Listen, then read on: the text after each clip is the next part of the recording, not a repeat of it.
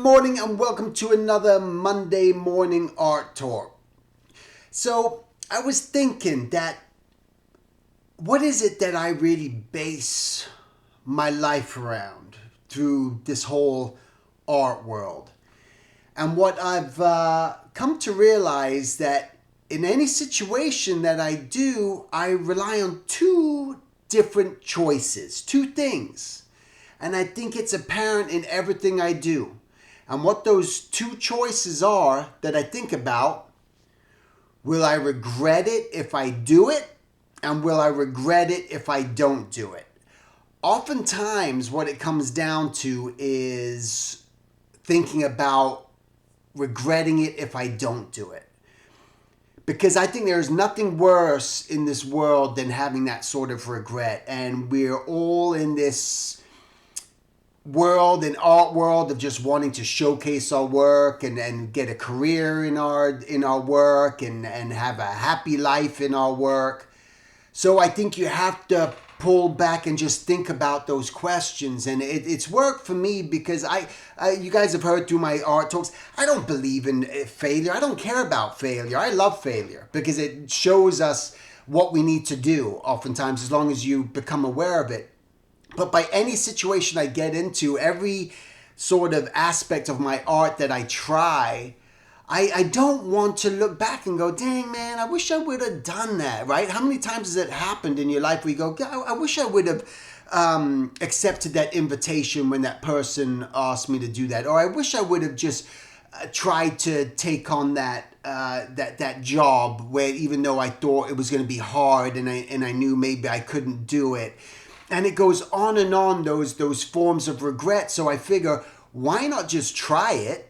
Why not just do it and see what happens and see what the result is? Because you don't know what the result's going to be. You honestly don't. You never know what the result of anything is going to be. You don't know the result of any outcome. You just don't. You may think you're a great swimmer, and you go swimming one day and you drown because of some horrible current that takes you off. You didn't know that. You believed in yourself. You went and jumped in the water into the ocean and it swept you away, even though you thought you were a good swimmer. You didn't know the outcome. Okay, so the reality is that you just try anything. Just have that sense of, again, comes down to that belief in yourself, but just whatever it is. So that project that's sitting on your table right now, that idea that you keep having that's spinning in the back of your head, whatever it may do, don't wait around and wonder what it's going to be like, because it's a horrible thing. It was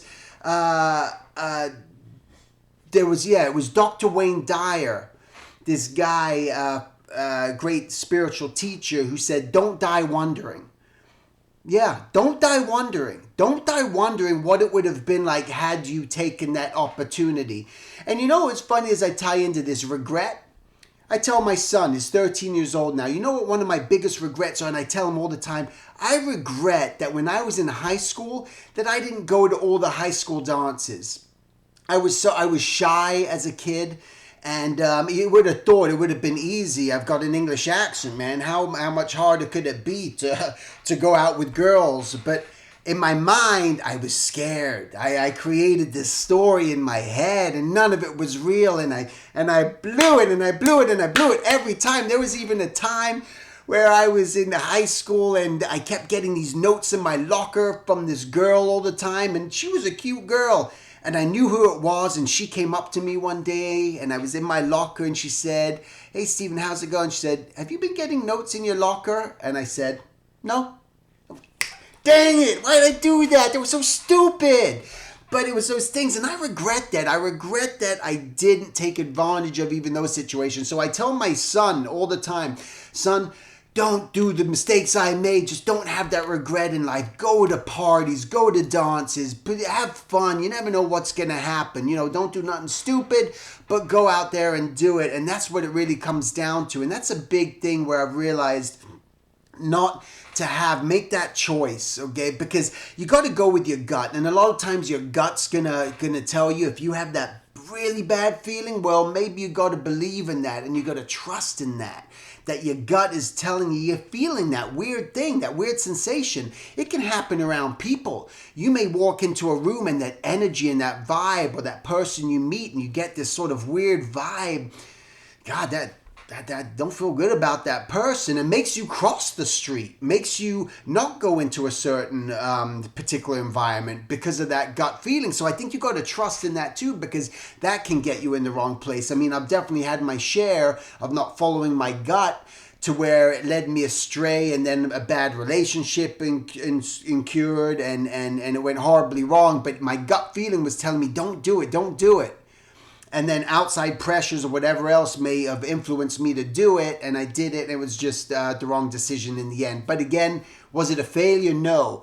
It made me aware for the next time around that I got to just rely on that. So today is just for you guys, just to think in your mind, just to, I was listening to Ron Howard, the director, and he said, chase your dreams. And that's what you got to do, is chase your dreams, no matter how far-fetched they may be. At least chase them. Just do it. As absurd and as crazy as they may be, just get out there and just try it, because you just don't know.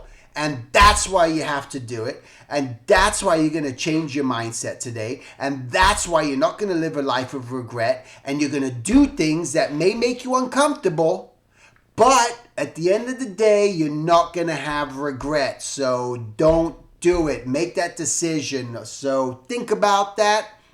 Do it. Try it. Write it all down on paper. That's always the biggest thing. Write it all down. Write it all down. Write it all down. As absurd, you're going to make your list right now. As I'm done with this art talk right now, you are writing your list of everything that you want to do. And slowly but surely, one step at a time, you're eventually going to get there, okay? There's no rush. We got nothing but time. We really do. We got nothing but time as long as you're healthy. Just live that life you desire. Make it happen. Invent it. You're the creator.